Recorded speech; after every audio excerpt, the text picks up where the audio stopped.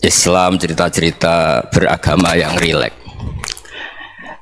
Kita semua tadi seperti yang dikatakan Kak Densus pernah diswani Mas Sufyan Sauri, juga beliau pernah ngaji. Sebetulnya dalam banyak hal-hal yang keseharian itu lebih prinsip ketimbang ide kita tentang hal-hal besar. Saya beri contoh, Allah itu Tuhan yang maha kuasa, yang menguasai alam raya ini. Kadang-kadang menjelaskan dirinya itu hanya alladzi at'amahum min ju'.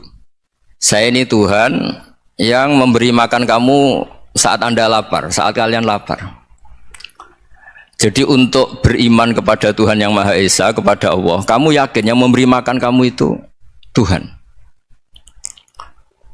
Apapun kecewanya Anda terhadap tetangga, terhadap negara, terhadap mertua, terhadap istri, itu kecewa Anda tidak akan mati. Tapi kalau tidak makan itu mati. Sehingga Allah mensifati dirinya kadang pakai keseharian. Alladzi at'amahum min ju'. Tuhan itu siapa? Yang memberi makan kamu ketika lapar. Tapi kamu untuk syukur itu nunggu punya istri cantik, neriman, gampang diatur, membolehkan poligami. Terus 4 istri itu neriman semua, loyal semua. Itu sombong betul. Mau syukur saja kok repotnya seperti itu. Jadi mau syukur ya ada makanan dimakan. Itu kalau ngantuk ya tidur. Ayatnya wa min ayatihi manamukum billaili wan nahar. Maksud ayat Allah itu tidur. Nah, keangkuhan-keangkuhan ini yang menjadikan kita itu jadi repot hidup. Wong untuk syukur kok nunggu tadi. Mertua baik, tetangga baik, istri baik. Apa saja di sekelilingnya harus baik. Nah, keinginan berlebihan ini menjadikan kita lupa ada hal-hal yang paling kita butuhkan, yaitu oksigen. Kita boleh nempat di buminya Allah. Alladzi ja'ala lakumul ardo firasya. Bumi kamu tempati enak. Coba kalau gempa. Apa artinya istri 4 cantik semua kalau pas digoyang apa? Gempa. Apa artinya kamu jabat? Entah apa saja jabatannya. Kalau bumi likuifaksi, habis kamu. Kiai meskipun dai kondang umatnya jutaan, kalau likuifaksi di panggung hancur. Tapi nikmat-nikmat yang disebut Allah seperti ini jarang kita kaji keseharian. Alladzi ja'ala lakumul ardo mahda. Allah itu yang menjadikan bumi dalulan, yang mudah diinjak. Famshu fi mana biya, silahkan pakai jalan-jalan. Jadi saya termasuk benar-benar kiai Jawa. Kalau kerennya kiai Nusantara atau kiai Indonesia lah. Diajari bapak saya Kiai Haji Nur Salim, diajari Mbah Maimun. Itu Islam itu keseharian. Karena ketika Anda memilih hal-hal yang serius, itu tujuan utamanya nyari ridhonya Allah, dan ridhonya Allah bisa kamu dapatkan sesuatu yang pasti benar. Misalnya dalam sebuah hadis Sahih Muslim disebutkan, innallaha la yardha 'anil 'abdi idza akalal akla fayahmadahu 'alaiha aw yashraba syarba fayahmadahu 'alaiha. Itu redaksinya inna itu sesungguhnya, la yardha juga pakai lam taukid, juga maknanya sesungguhnya. Sungguh-sungguh Allah sangat ridho ketika seorang hamba itu makan ketika sesuap nasi dia muji Allah, ketika minum seteguk nasi dia muji Allah. Itu kalau orang diridhoni Allah itu wali betul. Itu untuk jadi wali itu gampang. Kamu makan ridho, kamu ninjak buminya Allah ridho, seneng, kamu hidup keseharian aman, seneng. Nah, ini supaya sampean kita semua ngaji betapa panduan Rasulullah untuk menggapai ridho Allah itu banyak yang keseharian sekali. Saking kesehariannya banyak dalam hadis dan itu sahih. Nabi menyebut hal-hal yang keseharian. Hatta ma tas'alu fi fimra'atika. Kamu punya uang kemudian istri kamu bisa makan, itu ibadah. Bahkan sebagian ibadah itu dicontohkan Nabi yang akhirnya diprotes sahabat. Yaitu wafi buti ahadikum sodakoh, kamu menggauli istri kamu itu ya sodakoh. Sampai sahabat bilang yang benar ya Rasulullah, ayati ahaduna syahwatahu wa huwa lahu ajrun. Masa urusan biologis, urusan syahwat kemudian dia dapat pahala. Nabi menjawab, alai salawadu'aha fi haramin akana alaihi wisrun. Bagaimana kalau dia meletakkan ke yang tidak benar, itu kan dosa. Nah, hal-hal seperti ini yang saya ingin teman-teman semua lah, semua. Saya juga agak ingin ngaji demi Anda, juga agak ingin. Itu dosa sekali ngaji kok pesanan kelompok tertentu itu gak boleh. Islam itu untuk semua. Jadi ya cuma karena di depan saya jenengan ya seakan-akan jenengan korbannya. Itu ada ilmunya dalam usul fikih itu. Jadi orang itu harus ngaji usul fikih. Nama yang disebut, mungkin Mas Sufyan masih ingat zaman ngaji usul fikih. Nama yang disebut itu tidak jaminan sebagai prioritas perintah. Jadi misalnya gini, kebetulan yang di depan Nabi itu Abu Dzar. Nabi ya bilang, ya Abu Dzarin ini uhibbuka misalnya, atau ya Mu'ad ini uhibbuka, atau ya Abu Hurairah ini uhibbuka misalnya. Banyaklah riwayat yang Nabi nyebut ya Abu Dzarin, ya Mu'ad, ya Abu Hurairah. Kemudian misalnya Nabi meneruskan khitab, ini uhibbuka, saya mencintai kamu, fakul dubur sholatin, atau sebagian riwayat disebut fala tada'anna dubura kulli sholatin, Allahumma inni ala dzikrika wa syukrika wa husni ibadatik. Saya mencintai kamu, siapa saja, Mu'ad bisa, Abu Dzar bisa, siapa? Saya mencintai kamu, mohon kalau habis sholat kamu jangan lupa wiridan Allahumma a'inni ala dzikrika wa syukrika wa husni ibadatik. Ya Allah, tolong kami permudah supaya mudah ingat engkau. Anda tidak bisa mentang-mentang, wong nama saya Parmin, nama saya Purnomo, itu yang diperintahkan Mu'ad misalnya. Jadi yang disebut satu, tapi khitab itu untuk siapa saja. Saya teruskan ya. Jadi saya mohon semua kita melakukan kebaikan itu, kalau dalam kaidah fikih disebut al yakin la yuzalu bisyak. Banyak kebaikan yang kebenarannya itu 100%. Tidak punya efek samping ke pihak lain, ke kelompok lain, ke komunitas lain. Itu tadi misalnya Anda makan dan itu murah sekali, hanya butuh satu piring. Setiap kunyahan kamu muji Allah, setiap minum kamu muji Allah. Itu redaksinya Rasulullah SAW disebut Allah sangat ridho ketika seorang hamba makan, kemudian dia memuji Allah, atau minum kemudian dia muji Allah. Logikanya gampang. Negara seperti ini yang kamu harapkan bentuknya kayak apa, mertua, ipar, komunitas, tetangga, itu nyata terjadi itu kan belum pasti. Sementara yang mesti terjadi adalah kamu butuh makan, kalau tidak mati. Butuh minum, kalau tidak mati. Butuh bumi yang nyaman ditempati, kalau tidak kita juga mati. Sebab itu Allah kalau menyebut nikmatnya itu hal-hal yang keseharian.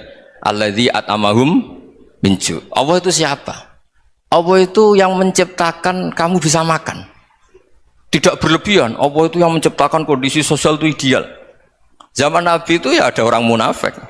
Orang-orang pilihan Allah itu juga diuji orang sekelilingnya yang macam-macam. Semua diuji sesuai konteks zaman dan waktu.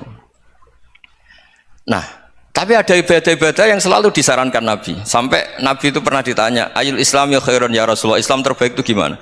Jawabannya Nabi itu unik. It'amut to'am. Islam terbaik itu ya makan-makan, jangan santai-santai. Ketika Allah menyebut beberapa kebaikan, falak tahamal aqobah, wa ma adrokan apa?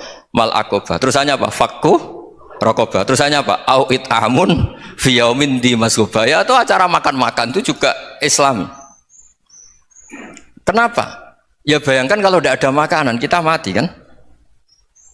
Kondisi sosial tidak ideal tuh Anda masih gak apa-apa. Tapi kalau Anda tidak makan, Anda tidak minum, kamu punya istri cerewet masih bisa hidup, punya mertua cerewet masih bisa hidup. Tapi kalau tidak makan bisa mati. Berarti penting mana istri sama makan? Penting mana? Makan.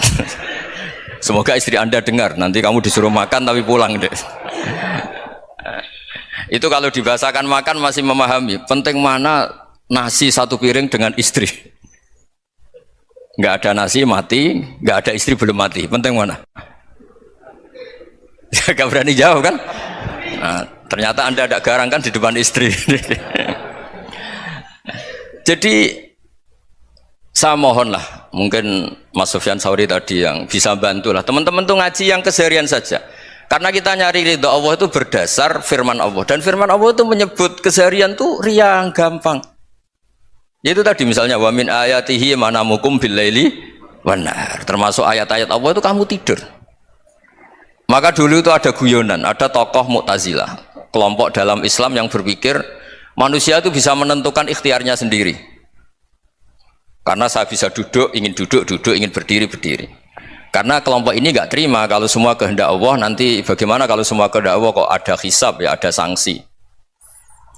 Lucunya itu dia akhirnya, ini cerita ya, mencintai seorang perempuan cantik sekali. Dan itu dia menjadi ahli sunnah itu oleh hal-hal yang sepele. Karena istrinya cantik, ya namanya suami istri itu hubungan intim.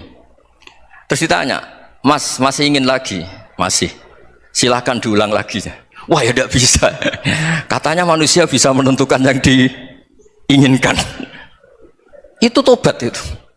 Itu nggak bisa ditobatkan Mas Sufyan Ats-Tsauri. Orang cantik yang mudah nobatkan orang itu orang cantik. Segampang itu. Akhirnya kita tahu, makanya kalau dalam kitab Hikam itu disebut al-akil mayakul madza yaf'alu wa hubi wal ghafil mayakul madza af'al.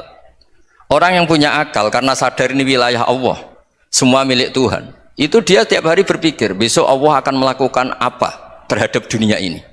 Kamu merencanakan suatu mau plesir ternyata gempa. Mau wisata ke Rusia ternyata perang. Kamu tidak pernah tahu apa yang akan terjadi besok. Wa ma tadri nafsum madza taksibu ghadan. Tapi anda semua kita ini sering punya jadwal permanen. Makanya saya kalau diundang siapa saja, sanad takdir. Yang jelas Gus ini acara penting. Ya masih acara penting nak pangeran ngersakno apa piye? Kok ape dadi pangeran? Kamu kok mau jadi Tuhan? Itu kadang ya kiai gitu. Penting Gus acara ini jenengan harus memastikan bisa. Loh kamu itu yang ngajarin tauhid, sesuatu itu biadillah kok bilang-bilang apa pasti. Kalau maksa terus tak tobatkan loh kamu kata saya itu. Ya kalau gitu Gus bilang insya Allah.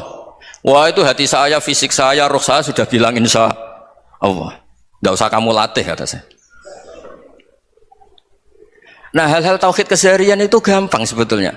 Wal ghafil yaqulu madza af'al. Tapi orang yang lupa Allah dia setiap hari bilang besok apa? Kita bisa melakukan apa? Seakan-akan dia itu aktor, dia penting, dia subjek permanen, dia. Padahal kita ini hanya objek kehendak Allah Subhanahu wa taala. Karena kita yakin sesuatu yang terjadi di alam raya ini kita tidak bisa apa-apa. Makanya saya sering ngaji, sering bilang saya.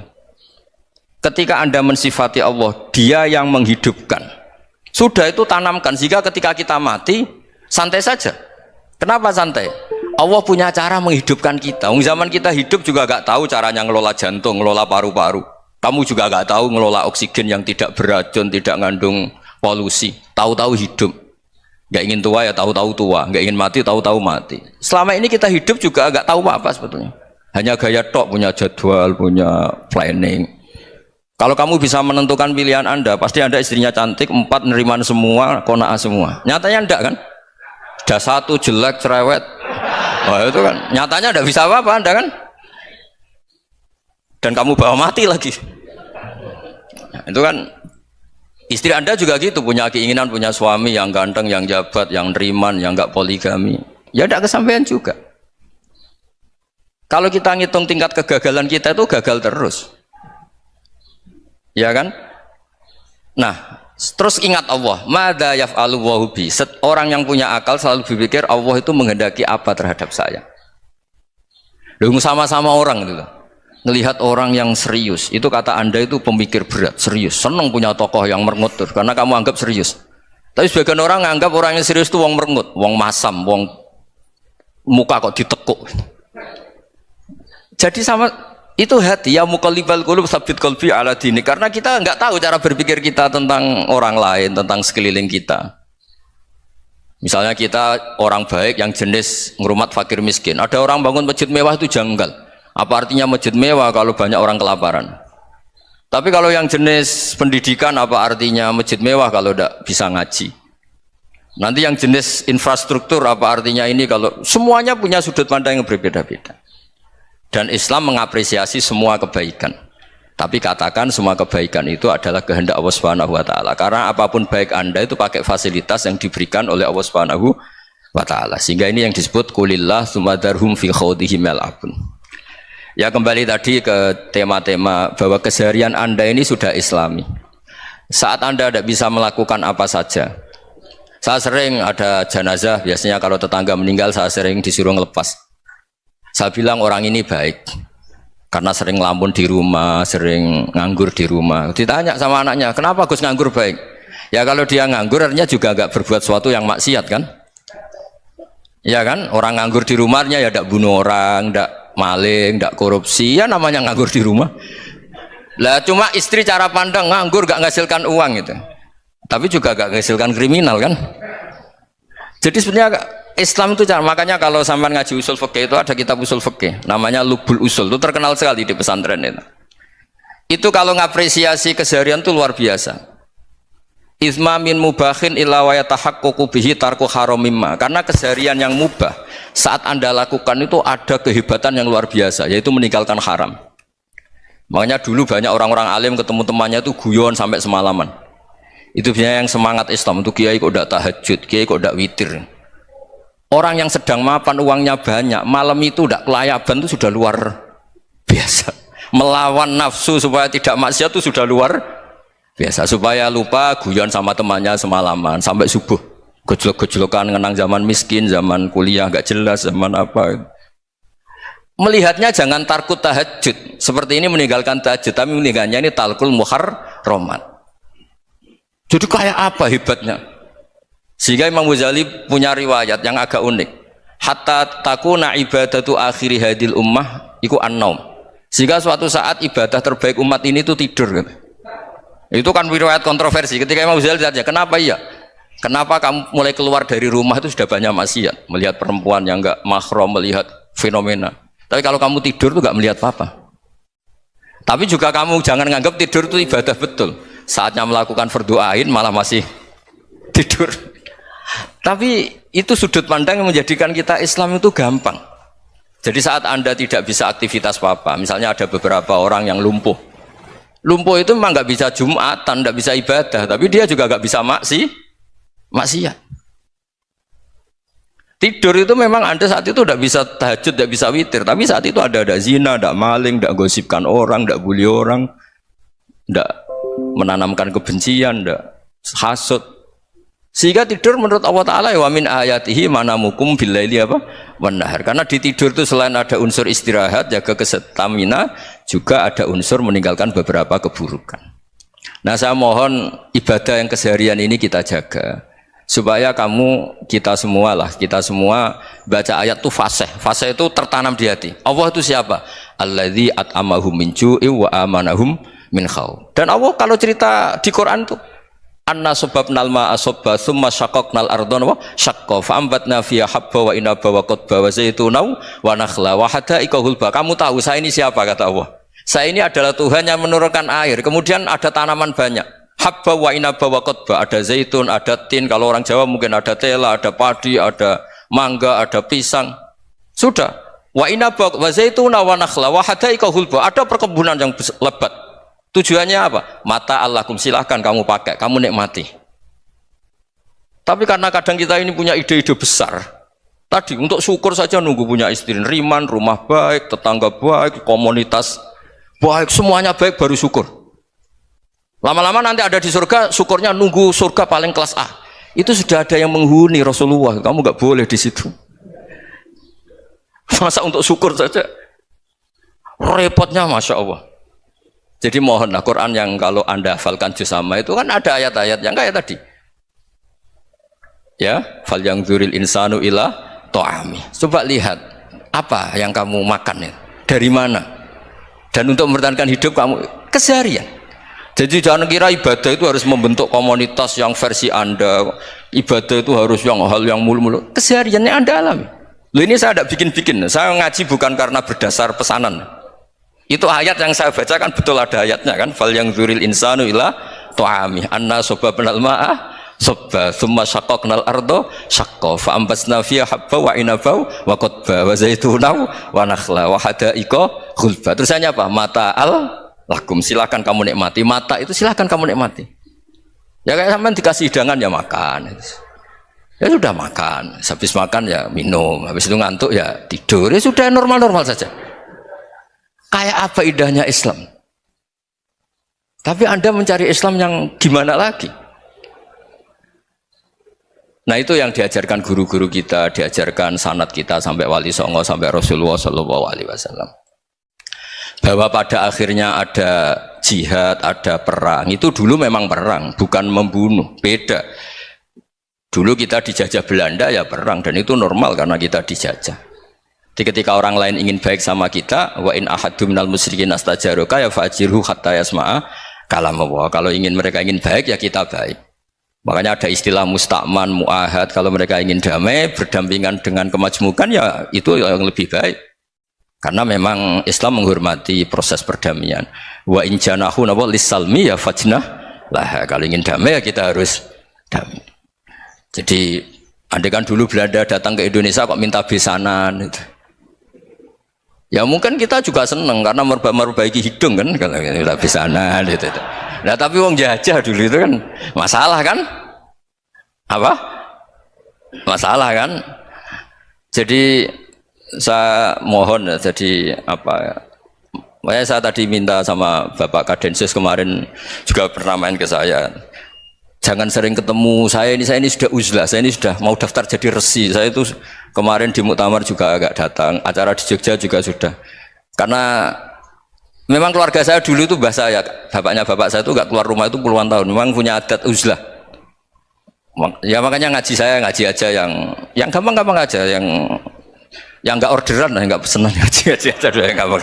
Saya ikhlas, yakin betul saya ikhlas. Ikhlas itu menurut saya itu roh. Orang nggak ikhlas itu menurut saya itu orang aneh. Ikhlas itu gampang, sudah saya bilang. Kalau kamu yakin ilmu itu milik Allah, ngasihkan juga ikhlas itu milik Allah. Apa sih yang kamu punyai sehingga kamu tidak ikhlas? Uang milik Allah, energi kita milik Allah, bumi milik Allah. Kemudian kamu merasa memiliki. Merasa memiliki itu kalau dalam ilmu tasawuf sudah kesalahan kan? Bagaimana Anda punya? Coba tahu-tahu tanah itu kok milik Anda? Karena saya beli, Gus. Saya beli dari orang, dari Zaid. Padahal yang asli punya itu Allah. Apa benar kamu pernah beli sama Allah? Zaid ini pemilik nisbi, pemilik yang enggak sebenarnya kan? Ya enggak? Yang benar-benar pemilik itu Allah. Kok kamu ngerasa itu bumi kamu itu atas nama apa coba? Milik kan harus beli atau dikasih. Enggak semua kan?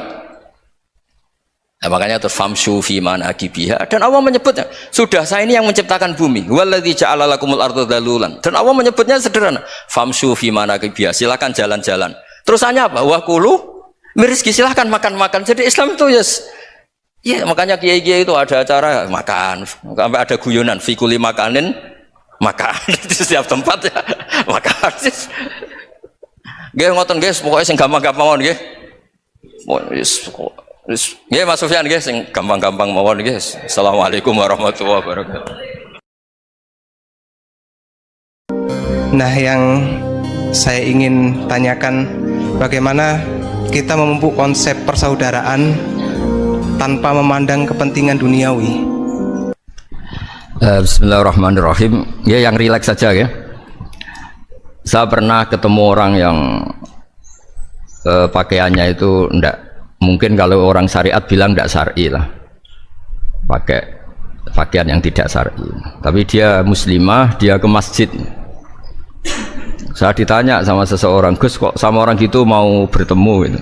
Karena terus saya bilang, kenapa? Dia pakaiannya ada Islami gitu.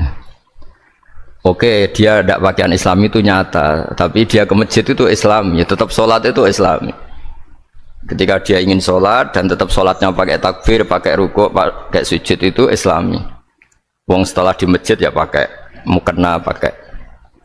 Kalau sama-sama nyata, Anda kan boleh ngingat sama-sama yang fakta gitu. Dia punya kesalahan dalam berpakaian, tapi punya kebenaran dalam sujud, dalam rukuk, dalam ibadah. Dan itu tradisi Quran. Quran ya cerita fama ya'mal mithqala dzarratin khairan yarah wa may ya'mal mithqala dzarratin syarran yarah. Apa susahnya sih ingat dua-dua sisi itu? Sama bernegara atau bertetangga, kita bayangkan jangan bernegara dulu, terlalu luas, bertetangga saja ukuran. Karena nanti sama, bernegara sama bertetangga itu hadisnya sama. Kita di kampung itu ya ada masjid, dan orang-orang yang nggak sholat juga nyumbang masjid. Bahkan ada yang nyumbang masjid banyak terus tidak sholat, karena keramik saya sudah sholat katanya. Saya pernah ketemu orang model gitu itu ya ada. Jadi, tapi ada juga yang sholat terus tapi nggak pernah nyumbang masjid. Ya orang banyak. Intinya itu Allah itu punya tradisi, punya sunnatullah. Kebaikan ya dihitung, kejelekan juga dihitung.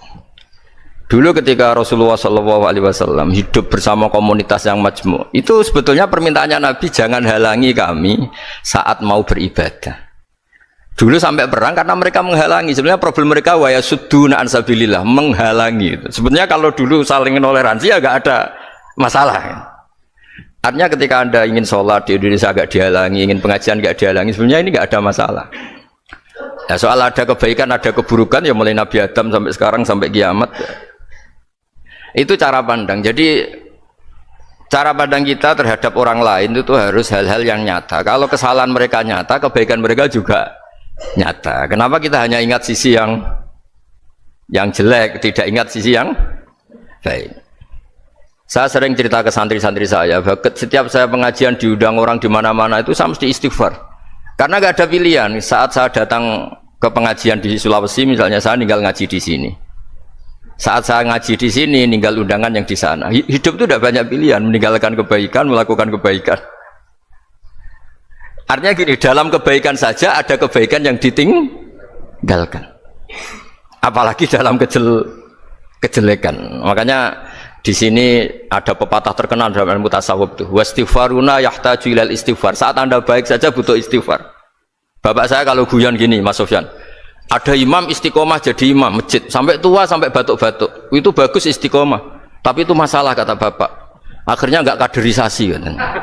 Itu istiqomah apa nggak mau diganti orang lain katanya. Ada kiai dai di mana-mana itu mesti orang muji, oh itu dai di mana-mana laris nggak pernah di rumah, pondoknya pasti bubar itu karena ditinggal. Jadi kebaikan seperti ada orang sering sowan kiai, wah itu malah lebih masalah lagi kan. Kadang kiainya pas istirahat, yang disalamkan template uang jatah susu anaknya. Hari itu waya tagihan malah lari sowan kiai. Nah, harusnya di rumah ada berdoain tagihan listrik entah apa. Jadi makanya di hikam itu terkenal kata-kata manusia itu siapa? Manusia itu mangkanat mahasinuhu masawiyah fakih falatakunu masawihi masawiyah. Manusia itu orang ketika baik saja salah, apalagi pas salah. Coba saya misalnya pidato begini, di atas panggung saya orang alim pidato nasihati orang. Di saat yang sama seperti yang tanya Mas Wildan tadi, ada agak sopannya. Di situ ada mungkin orang yang lebih sepuh timbang saya. Masa lebih muda kok di atas?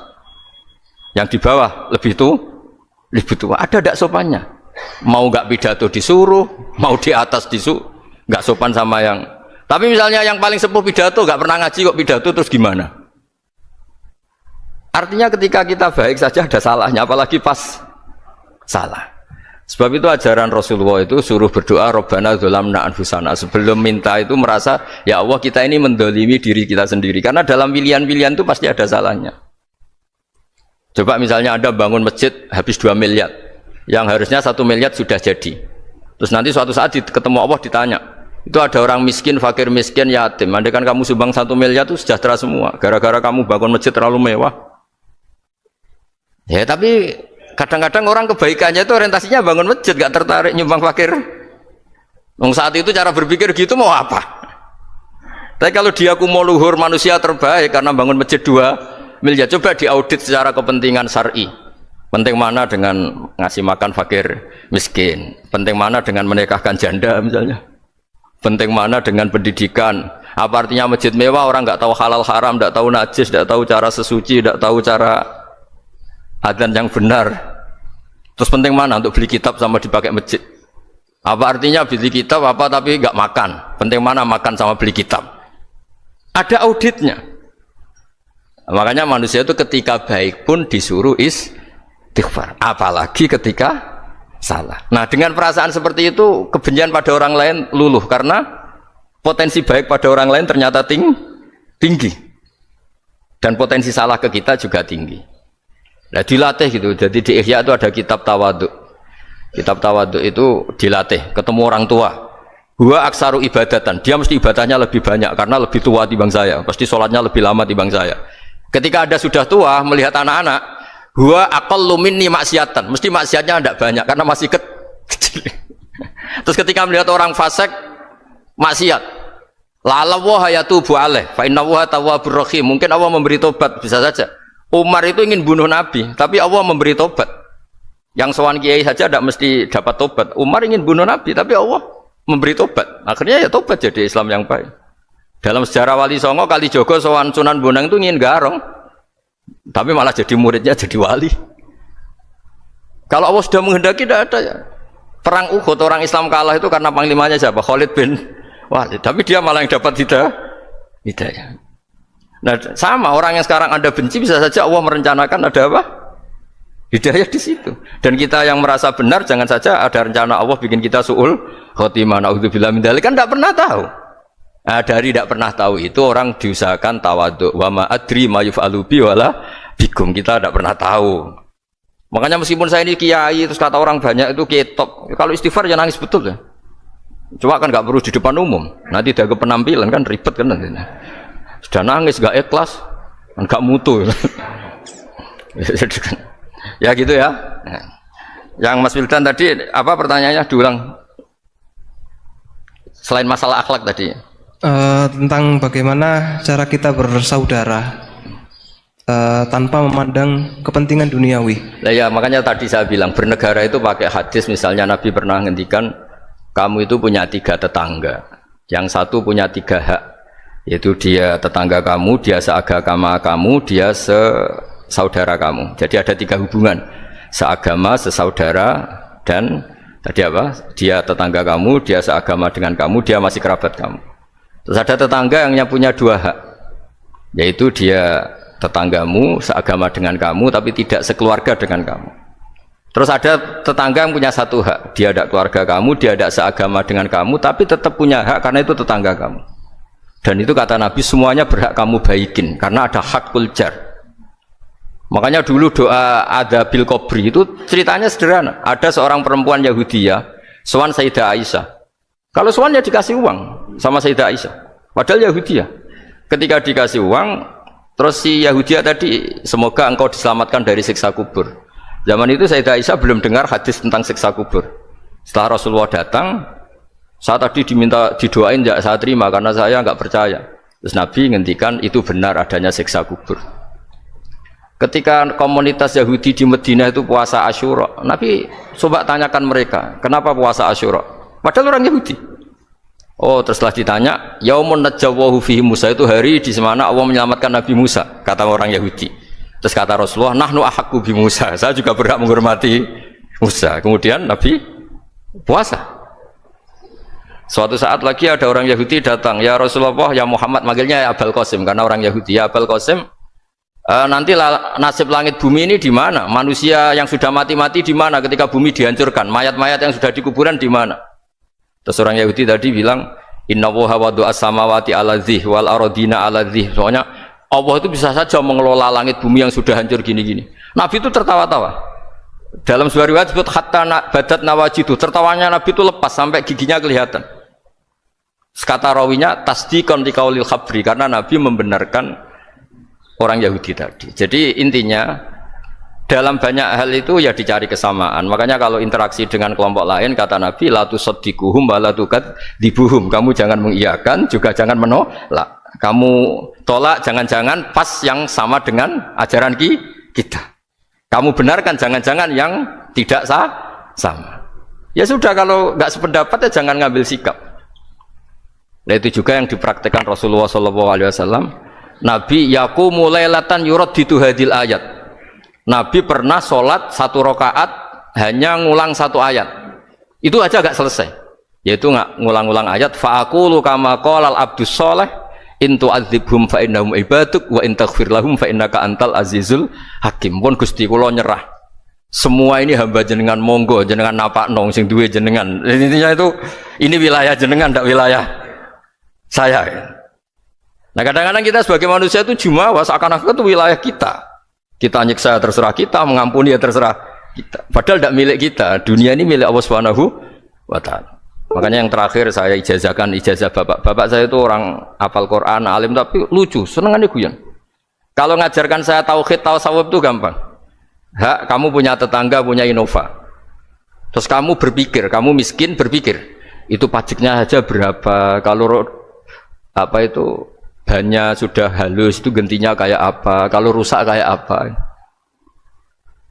Terus kata bapak, orang melok duwe kok mikir, udah ikut punya kok mikir. Terus coba kamu nggak ikut punya Alphard, terus saya mikir, wah itu pajaknya berapa Pak Martinus, bisa dipakai beli motor kan, pajaknya apa? Alphard ini. Oh nggak ikut punya kok. Nah dunia itu rawekmu, mau pikir lah apa ono sing duwe. Maksudnya dunia itu milik Allah, apa kamu pikir itu milik yang punya gitu. Nah, itu yang dimaksud dalam ilmu tasawuf, da'it tadbir fama qoma bi ghairuk la tuqim bihi nafsak. Sudah kamu tidak usah ikut campur, itu wilayahnya Allah gitu, karena wong enggak ikut punya kok ikut mikir. Anda benci orang, Benci sekali karena dia tauhid misalnya. Jangan-jangan Allah punya rencana memberi hidayah dia. Atau Allah punya rencana dari dia keluar orang-orang Islam yang soleh. Makanya ketika Malakul Jibal, ya Rasulullah saya disuruh Allah, terserah engkau. In syi'ta an udbiko alaihim al-akhshaben. Kalau engkau mau orang-orang yang mendustakan kamu saya hancurkan. Apa jawabannya Nabi? La, jangan. Bal arju ayyukhrijawah min aslabihim ma ya'buduwaha wa la yusyriku bihi syai'an, itu di Bukhari. Enggak, bisa saja sekarang dia kafir, anak turunnya jadi Islam. Dan betul. Abu Jahal punya anak Ikrimah, Abu Lahab punya anak Darro. Walid itu musuh besarnya Nabi, punya anak Khalid. Ya sudahlah, kita selalu berharap bahwa ini wilayahnya Allah. Sudah, kita berharap agama ini bagi yang selalu punya harapan. Limangkan yarjuwa, orang yang selalu punya harapan. Kita berharap tambah hari tambah baik, tambah damai, tambah kondusif, tambah segalanya baik. Dan saya seperti ini juga ingin ikhlas dan akan selalu ikhlas. Ya, saya sering bilang kalau pejabat mau sini itu sering tak ngel-ngel. Saya ini sudah ingin Indonesia itu baik itu tanpa diminta. Kalau diminta itu malah seakan-akan saya belum melakukan, ini kan. Sudah saya lakukan kok baru diminta. Karena ini wilayah kita semua, artinya ingin baik itu keinginan kita semua. Status kita. Kata Sayyid Zabidi dalam kitab Ithaf, keinginan baik itu syakhsiyatuk wa hakikatuk. Itu kamu sekali. Manusia itu kan kata Allah Ta'ala, saya pertama menciptakan manusia itu khunafa, orang yang berkeinginan baik. Baru digoda setan terus macam-macam. Jadi keinginan baik itu hakikatuk wa syakhsiyatuk. Itu kamu sekali. Ingin baik itu kamu sekali. Itu status kamu katanya. Makanya orang preman kayak apa, mabuk kayak apa, ada orang kecelakaan, pikiran pertama itu nolong. Itu yang normal. Soal ada kasus pikiran pertama ngambil HP-nya tuh 0,0%. Jadi pikiran pertama mesti nolong itu, karena itu syakhsiyatuk wa hakikatuk.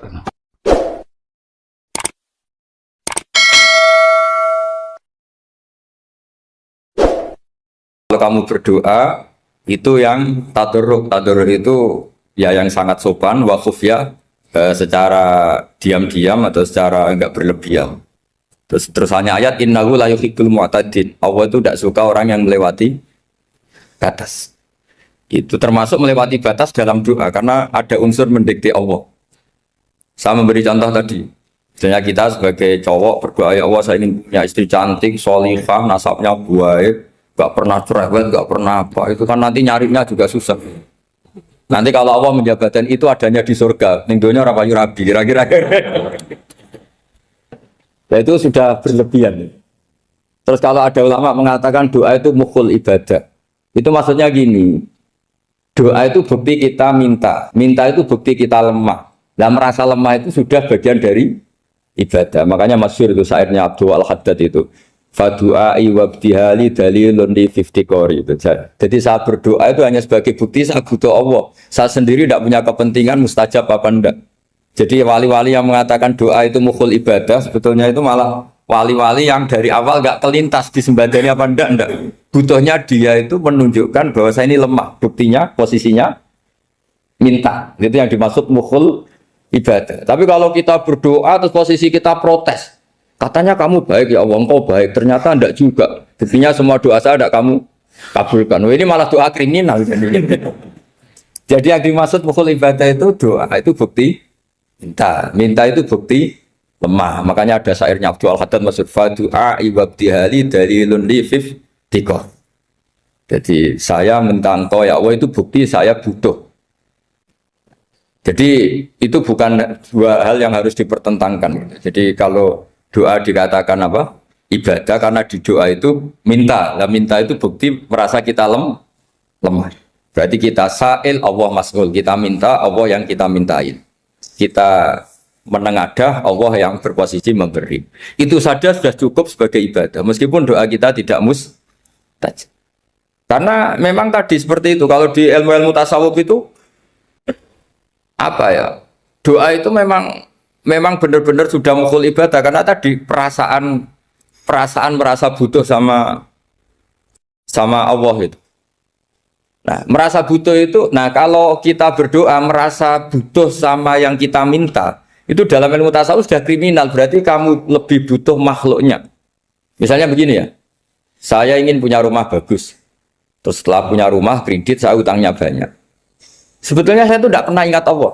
gara-gara utang banyak, kredit jatuh tempo, terus melibatkan Allah. Ya Allah, saya ini utang banyak gini, terus tolong dibayar. Sebetulnya saya itu ingat utang, cuma Allah tak libatkan kan. Lah itu tidak akan jadi wali, yang jenis ini tidak akan jadi wali. Saya ingin jadi dosen, melibatkan siapa ya nanya? Melibatkan Allah, terus malam-malam bangun melibatkan Allah.